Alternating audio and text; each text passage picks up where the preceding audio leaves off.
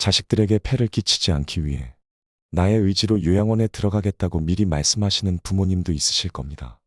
하지만 진심으로 그렇게 말하는 것은 아닐 것입니다. 부모로서 자식들의 사정이 여의치 않자 눈치껏 나는 괜찮다.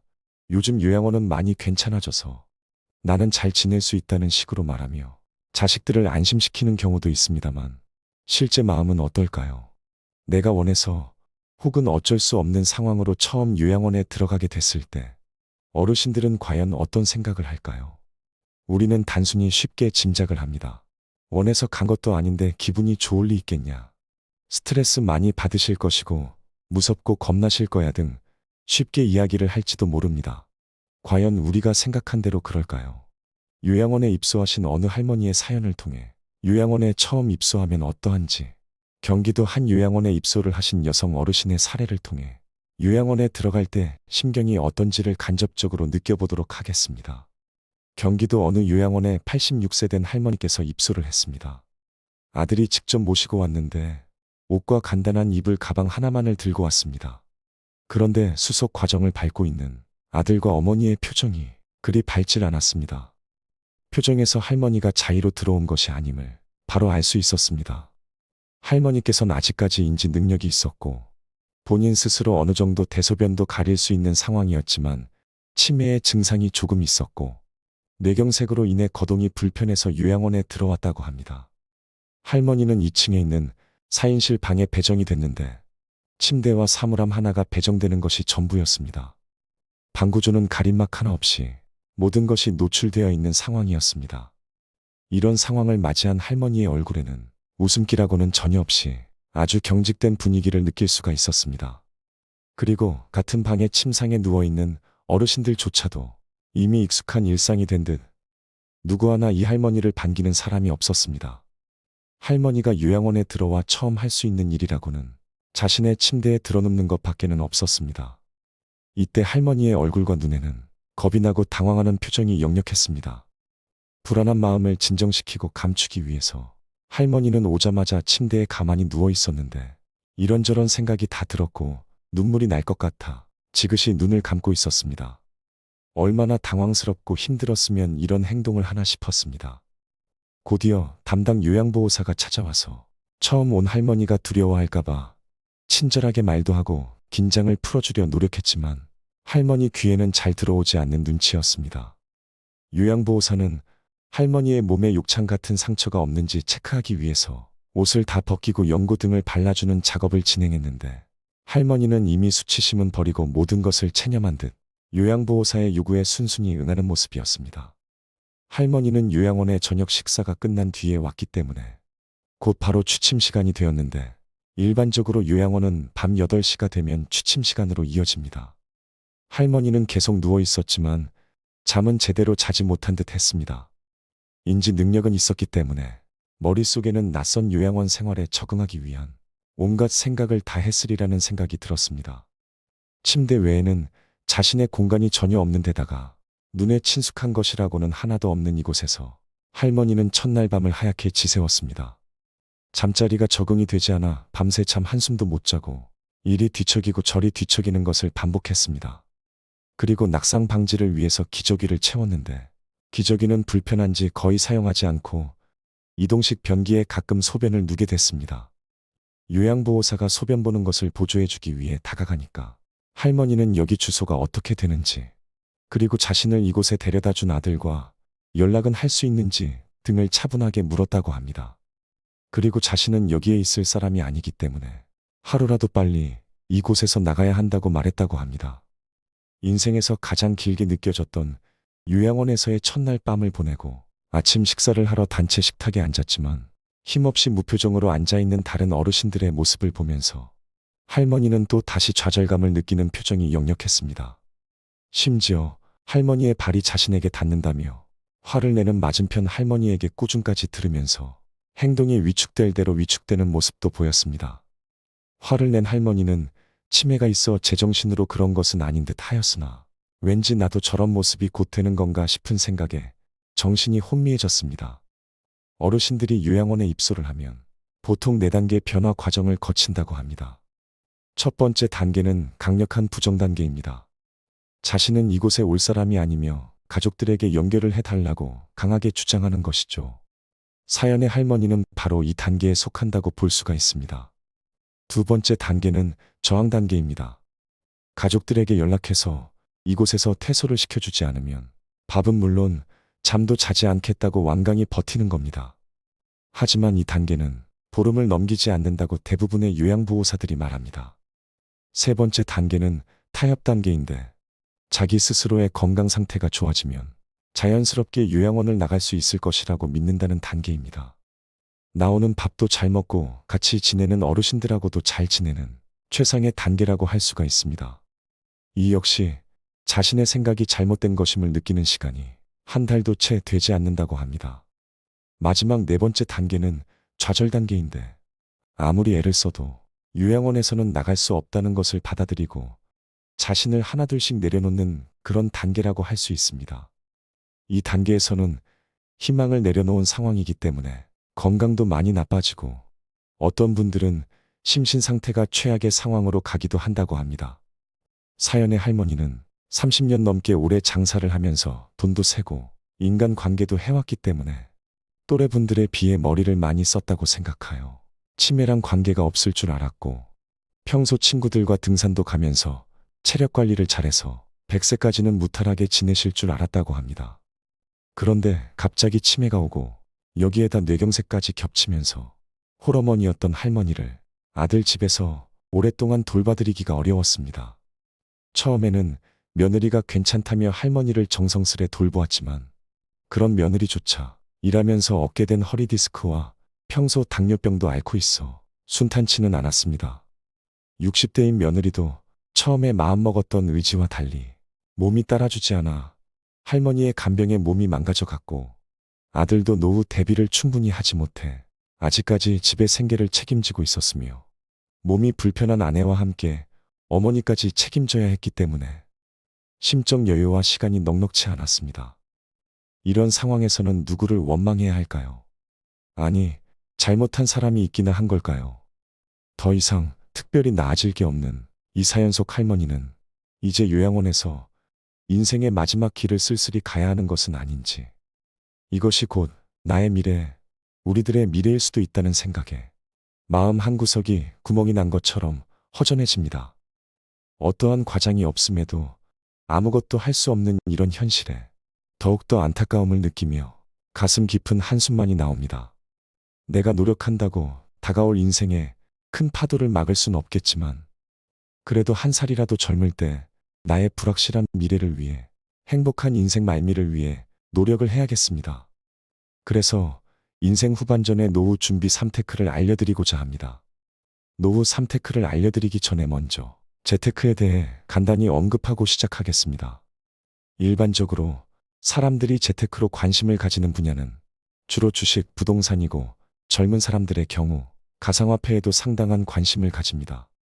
코로나 기간에 경기 침체를 막기 위해 풀었던 막대한 유동성 자금이 주식, 부동산, 가상화폐에 몰려 가격이 치솟아 2에서 3년 전만 하더라도 그 열기가 무서울 정도였습니다.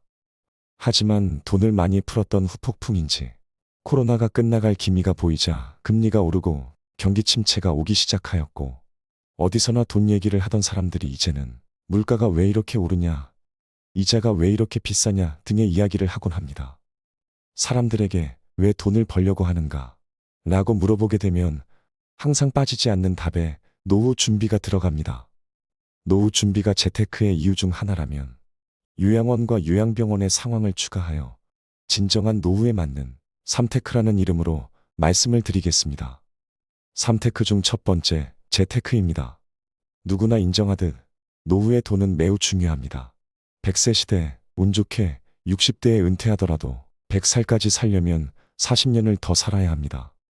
흔히 꿈꾸는 은퇴 후의 삶은 여유롭게 여행을 다니며 여가 활동을 하고 친구들을 자주 만나는 모습일 것입니다.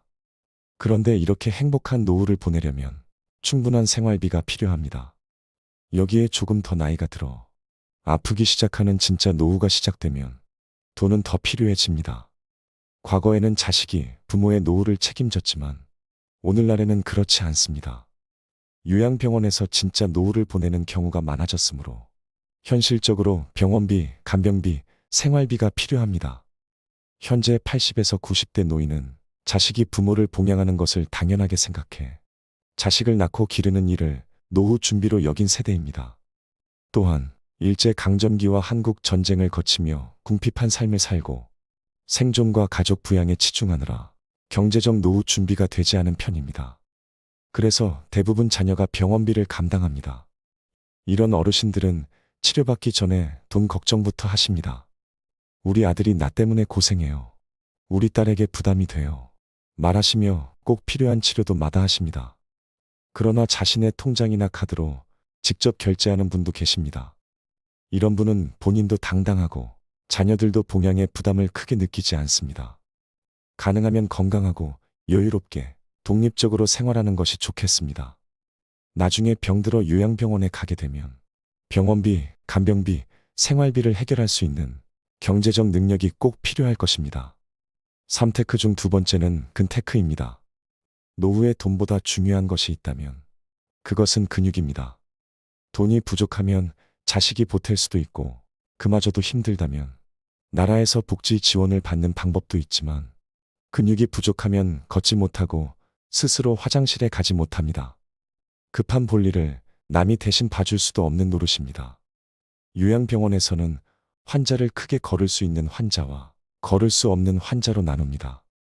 화재 등 위급 상황 시 신속한 대피를 위해 실제로 환자 카드의 이름 옆에 보행 여부를 기재합니다. 보행은 일상생활에서도 매우 중요합니다. 내 다리로 걸어서 화장실에 가고 스스로 대소변을 해결할 수 있는 능력이 인간의 자존심을 지키는데 매우 중요한 역할을 하기 때문입니다. 젊고 건강한 우리에게는 걷는다는 것이 특별하지 않지만 침상에 누운 이들에게는 단 한 번만 서서 걸어보는 게 내일 죽어도 여한이 없는 소원입니다. 강철로 만든 기계도 100년을 쓰기 힘든데 하물며 사람의 관절과 근육을 100년 동안 건강히 쓸 수 있을까요? 관절과 근육 건강을 지키기 위해서는 젊은 시절부터 운동과 관리를 통한 남다른 노력이 필요합니다. 척추 관절증, 무릎 관절증, 어깨 관절증, 손목 관절증, 수지 관절증, 족지 관절증. 요양병원 환자의 상병명에 관절병증이 없는 환자는 거의 없습니다. 수십 년 열심히 산 세월의 흔적이 관절 곳곳에 그대로 남아 있습니다. 배고프고 힘든 시절을 살아오신 어르신들은 강도 높은 노동으로 관절이 다 닳아 무릎이나 허리에 수술 흉터가 없는 분이 드뭅니다. 그러나 관절이 상해도 근육이 튼튼하다면 근육이 관절을 잡아주어 조금 더 건강한 노후를 보낼 수 있습니다. 또한 당뇨와 고혈압 등의 대사질환 관리에도 근육은 중요한 역할을 합니다. 할머니들에겐 미모를 칭찬하는 것보다 근육을 칭찬하는 것이 더욱 의미가 있습니다. 청순가련해 보이는 날씬한 체격은 20대에겐 예쁠지 몰라도 80대에겐 골다공증과 근감소증을 불러오는 부실한 체격일 뿐입니다. 지금부터라도 가벼운 근력 운동으로 시작하여 연금을 쌓듯이 내 몸의 근육을 저장하는 근테크를 실천해야 할 것입니다. 3테크 중 마지막 세 번째, 심테크입니다. 몸의 건강도 중요하지만 가장 중요한 건 마음 건강입니다. 늙고 병들어 몸은 말을 듣지 않아도 마음은 끝까지 내 말을 들어주어야 하기 때문입니다. 죽을 때까지 소위 말하는 정신줄을 꽉 붙들어야 합니다. 편안한 노후를 보내기 위해서는 반드시 마음 수련이 필요합니다. 마음 수련의 방법은 사람마다 다릅니다. 할머니들의 히어로 이명웅의 트로트를 즐겁게 따라 불러도 좋고, 독실한 기독교 신자처럼 성경을 필사해도 좋고, 좋아하는 스님의 법문을 듣고 있어도 되고, 그림을 그리거나 사진을 찍는 창조적인 취미도 좋다고 생각합니다. 자신이 믿는 종교에 기도를 하거나 종교가 없으면 명상을 하는 방법으로 심호흡을 하면서 자신을 들여다보는 시간을 가지는 것도 추천드리는 방법입니다. 자세는 따로 앉아서 정자세를 취할 것도 없이 편하게 누워서 심호흡을 해도 됩니다. 하다가 중간에 잠들면 편히 잠드셔도 됩니다. 편안한 잠이 노후에는 보약입니다. 어쨌든 기도, 명상, 심호흡 이런 것들을 꾸준히 하다 보면 일석삼조의 효과가 나타나는데, 심호흡을 통해 몸이 이완되고 마음이 편안해져 안정감이 생기는 명상의 효과가 나타나고, 기도로 하루를 정리하고 마무리하는 종교적 효과가 나타나며 질 좋은 수면에 도움이 되는 의료적 효과까지 나타납니다.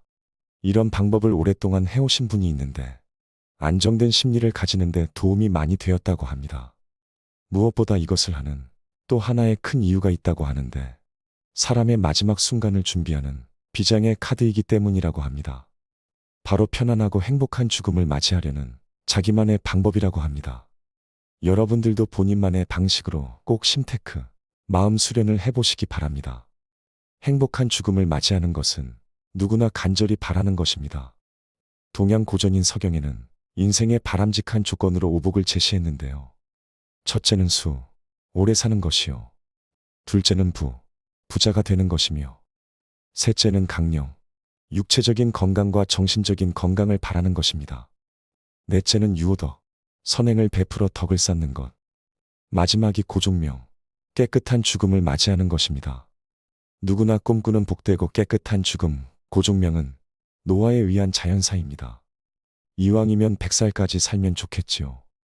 10년 후에는 아마 100살을 사는 것이 장수가 아닌 일반적인 수명이 될지도 모릅니다. 저 또한 마찬가지로 인생의 희로애락을 두루 겪으며 100살까지 생존하고 충분한 노인의 기간을 통해 몸과 마음의 준비를 한 후 자연스러운 죽음을 맞이하고 싶습니다. 요양원의 어르신들은 자던 잠에 죽고 싶다는 말씀을 자주 한다고 합니다. 자신도 고통이 없고 보호자도 고생하지 않기를 바라는 마음에서입니다. 그러나 돌연사보다는 며칠에서 몇 달 정도 조금씩 앓다가 죽는 것이 조금 더 좋은 죽음일 것입니다. 어느 날 아침 방 안에서 갑자기 돌아가신 부모를 발견한 자식은 얼마나 큰 충격을 받을까요? 마지막 장소가 집이 아닌 요양병원의 병실이라도 간병인, 의료진, 주변 환자들을 놀라게 하며 죽고 싶지 않을 것입니다. 조금씩 아프면서 자신이 서서히 죽어가고 있다는 것을 자각할 수 있고 소중한 이들에게 마지막 인사와 유언을 남기는 등 죽음의 준비를 할 수 있는 시간이 있는 것이 더 좋을 것입니다. 요양원에 계시는 한 어르신은 이렇게 말씀하십니다. 나는 신체 기능이 사그라질 때 그것을 억지로 연장하려는 노력을 기울이고 싶지 않다. 그럭저럭 여태까지 견뎌준 내 몸에 감사하며 편안한 휴식을 주고 싶다. 소화기관이 더는 일을 못하겠다고 하면 서서히 곡기를 끊고 호흡기관이 도저히 더는 안 되겠다고 하면 자가 호흡을 할 수 있을 때까지만 숨을 쉬고 싶다. 의식이 있는 마지막 순간 조물주에게 감사드리고 눈을 감고 깊은 잠에 빠져들고 싶다. 행복했던 삶의 추억, 나를 위해 했던 노력, 타인의 삶을 위해 노력했던 선행과 함께 미소를 띠며 죽음을 마주하고 싶다. 소박하더라도 장례식은 치르면 좋겠다. 자식은 엄마가 살아있는 동안 최선을 다해 돌보았으니 이제 비로소 간병 노동이 끝나는구나라고 생각하며 부디 편한 마음으로 날 배웅하길 바란다. 장례식에서 크게 울면 불효자, 조금 울면 효자라는데 내가 죽어도 많이 울지 마라. 웃으면서 나의 죽음의 후회나 아쉬움이 없이 살아 생전에 나와 즐거웠던 추억을 얘기하며 가족들과 지인들이 모여 화기애애한 장례식이 되면 더 바랄 것이 없겠다. 요양원에 계신 한 어르신의 말씀을 들어보니 어떠신가요? 죽음의 순간을 상상하다 보면 어떻게 좋은 죽음을 준비해야 할지, 앞으로 남은 생을 어떻게 살아야 할지가 조금 더 명확해집니다. 죽음의 이야기는 결국 삶의 이야기로 귀결됩니다. 우리는 삶 속에서 때때로 죽음을 예습합니다. 심한 질병에 걸려 생사를 넘나들거나 사랑하는 이와 영영 이별하거나 누군가와 상처를 주고받으며 죽도록 미워합니다. 그러나 인생에는 질병, 이별, 증오만 있는 것이 아니라 행복, 만남, 사랑도 있습니다. 즐거움의 시간도 고통의 시간도 충실히 살아내며 하루하루 최선을 다한다면 죽음의 순간에 후회 없이 지난 생애를 만족할 수 있지 않을까요? 노인들이 죽기 전에 후회되는 것들 중 하나는 본인의 인간관계에서 맺힌 것을 풀지 못하고 세상을 뜨는 것이라고 합니다. 타인의 삶에 기여하고 미워하는 일을 용서하고 화해한다면 죽음의 순간이 더 평안하지 않을까요? 내 몸과 마음을 잘 돌보면서 정성을 다해 주변에 사랑하는 사람들과 하루하루 행복하게 살아가고 이웃을 위해 나눔을 행하고 나에게 상처를 주어 오랫동안 미워했던 이들도 이제는 용서하는 것은 어떨까요? 결국 좋은 죽음은 좋은 삶의 다른 이름입니다. 이상 노후의 철학이었습니다. 여러분의 행복한 노후를 기원합니다. 시청해 주셔서 감사합니다.